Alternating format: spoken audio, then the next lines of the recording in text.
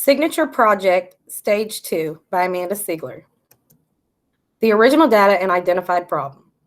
Self-awareness, self-management, and self-advocacy are all essential skills that every student needs to be successful in the academic setting and to later seek employment or further their education.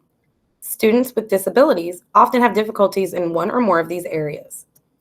The special education populations in Alabama schools are continuing to grow annually, and the need for special education services has broadened as the population has increased. IEPs are implemented for each child that's identified as a student with a disability as per the Alabama Administrative Code in order to address each child's individual needs based on their abilities. At the secondary level, IEPs are written to include short-term academic goals, long-term post-secondary goals, and transition goals. Transition courses may be offered to secondary students in which they can enroll and earn an elective credit, and these have become a large factor in helping students meet their post-secondary goals.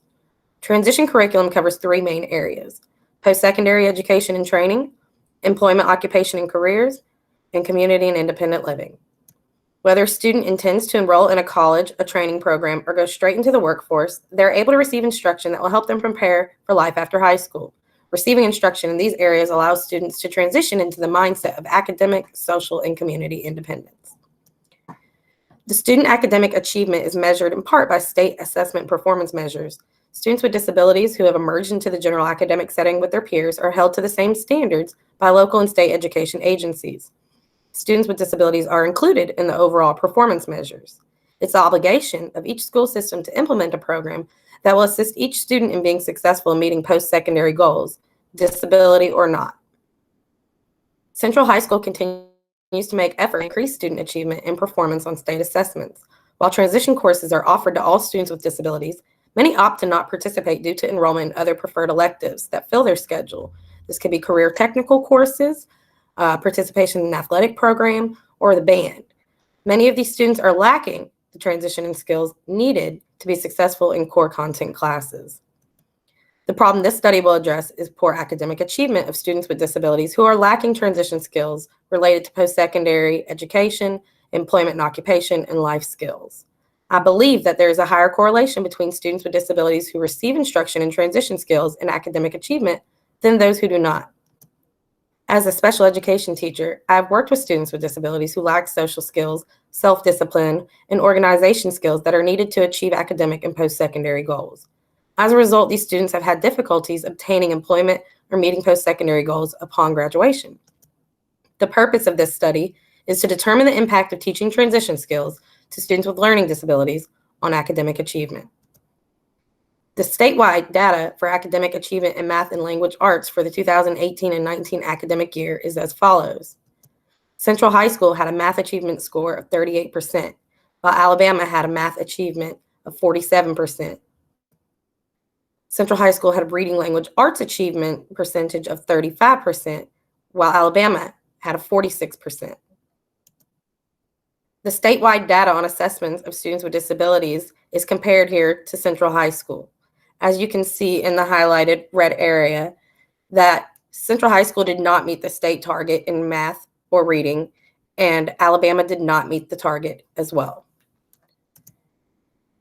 184 students with disabilities were enrolled in Central High School for 2019 and 20 school year. 69 of those students were enrolled in a transition course. Phoenix City schools did not meet the state performance target for math and reading, and the overall proficiency levels of students at Central High School was below the state average and did not meet the state target. The performance of students with disabilities was significantly below the state and local levels and that of their peers. The enrollment in a transition course is one of the actions that the school is utilizing to promote the academic growth of students with disabilities. However, the participation level is less than 38%. While the students have IEPs that indicate services provided, participation in transition courses is not a requirement. Enrollment in a course that teaches students with disabilities these skills offers the possibility of improved academic performance, social interaction with peers, discussions of academic content, the ability to work in groups, and organizational skills. Addressing poor academic achievement of students with disabilities who are lacking transition skills is essential to closing the gap of student achievement and functional performance. Bandura's self-efficacy theory, in his research on the relation of self-efficacy to academic achievement and making occupational decisions, has been used as the basis of much research related to the development of transition curriculum, policies, and practices. IDEA has mandated that a statement of transition be included in the IEP beginning at age 14, and that transition goals and services be included beginning at age 16. The federal mandates of IDEA regarding transition have had a significant positive impact on transition services for students with disabilities. Transition planning, education, and having a transition plan can provide a strong foundation for seeking adult supports and services upon graduating from high school. And self-advocacy has a direct correlation to one of the causes of post-secondary success for students with or without disabilities. Test and Sprunger have compiled a list of evidence-based transition predictors for success in completion of post-school outcomes. And these predictors are the basis for transition curricula and can be used to guide all agencies involved in the transition process. The 16 predictors given by Sprunger are career awareness, community awareness, inclusion practice, interagency collaboration, occupational courses, exit exams and high school diplomas, paid employment work experience, parental involvement, programs of study, self-advocacy and determination skills, self-care, independent living skills, social skills, student support, transition programs, vocational education, and work studies. TEST includes 4 additional predictors: goal setting, parent expectations, travel skills, and youth autonomy decision-making. Across the research process, I have found that in all of the scholars' findings, educators and professionals involved in the transition process agreed on the idea that the transition process must involve multiple agencies in order to ensure student success. The sampling method and description. 9th grade students with disabilities will be excluded from the study as they're enrolled at a separate freshman academy and it is not included in the data analysis sample. The study also excludes students with severe disabilities who participate in alternate achievement standards curriculum and assessments. The participant sample will include 10th, 11th, and 12th grade students with disabilities who are enrolled at Central High School. And the sample will only include students who are on the general education pathway that participate in the general curriculum. The control group, NTS, which non-transition students, will consist of 50 students with disabilities who are not enrolled in a transition course. And the experimental group, TS, will consist of 50 students who are enrolled in a transition course. The subject participation will help provide data about the effects of participating in transition courses on students with disabilities, which will result in opportunities for improving future services. Whether choosing to enroll in a transition course or not, each subject will provide value to the study as they will have the opportunity to share their testing data, which will in result provide information about the academic progress of students with disabilities at Central High School. Transition teachers will have the responsibility of teaching the curriculum to participants in the study. These teachers will work with the students with disabilities to teach and reinforce transition skills, and they will write lesson plans to ensure rigorous instruction of the transition curriculum. Administrators will review weekly lesson plans to ensure the following of curriculum is taking place daily and rigorously. And the Central High School Testing Administration for State Assessments will collaborate with researchers to provide student data in a most confidential manner. The transition course curriculum will serve as the independent variable. The experimental group of students with disabilities will be taught the transition curriculum daily, and the control group of students with disabilities will be enrolled in their core content classes, not including a transition skill course. The student academic achievement, as measured by the ACT and pre-ACT exams, will serve as the dependent variable. Students with disabilities who participate in transition courses and curriculum daily will show to have higher academic achievement on state assessments than students with disabilities who do not participate in such curriculum. Procedures. First, the initial testing data collections on the mock ACT and pre-ACT exam for 10th graders and mock ACT exam for 11th and 12th graders will take place during the first 9-week period of the academic year for the core content areas of math and reading. Second, during the next 2 9-week periods, the NTS group will participate in the general curriculum of all courses that they're enrolled, while the TS group will participate in the general curriculum courses, including a transition skills course as one of their electives. Third, the 10th graders will be administered the pre-ACT, 11th and 12th graders will be administered the ACT. Fourth, the data will be collected on the academic performance in the core content areas of math and reading from the pre-ACT and ACT. Finally, a comparison of data from the pre-assessments and the post-assessments will then be analyzed by grade level. Internal and external validity. Reducing as many limitations as possible is a priority in ensuring that the study will be conducted in a manner in which the most valid results will be provided in order to provide beneficence to student academic achievement and success. Subject characteristic threats are a possibility based on age, area of disability, ability level, and maturity. These are considered minor threats which are not certain to have any effects on the internal validity.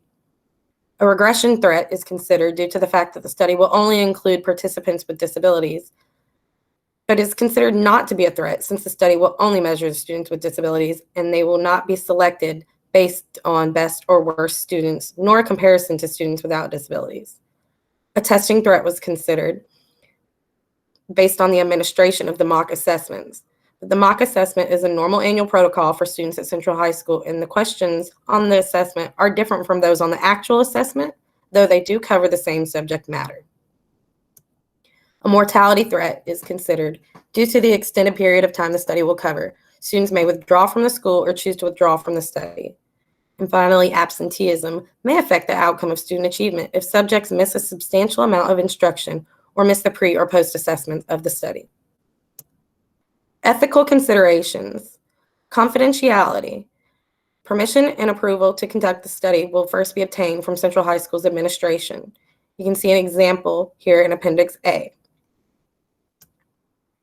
Since the study requires participation of high school students, most of which are minors, informed consent will be obtained from the parent or guardian of each student. A sample is here in Appendix B. Subject identity and other personal information will be kept confidential. Names will not be utilized, and subject numbers will be assigned to each participant, such as TS1 and NTS1. The school's testing administration will provide the testing data with the assigned participant numbers attached so as not to compromise any student information or reveal student identity.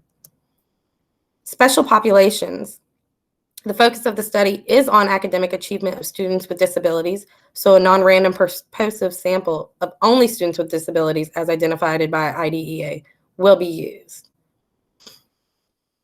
Approval from the International Review Board will be sought and obtained prior to conduction of the research project to ensure that all ethical considerations have been reviewed.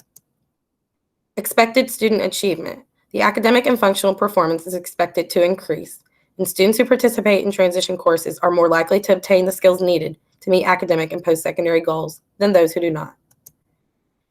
Pre-ACT and ACT exams are state-mandated assessments utilized nationally as performance measures for academic achievement, college and career readiness indicators, and college entry across the United States. The mock pre-ACT and mock ACT are practice tests that are used in preparation for the pre-ACT and ACT exams and include similar test questions as the pre-ACT and ACT exams. Together, these two instruments can provide a clear picture of student achievement and performance.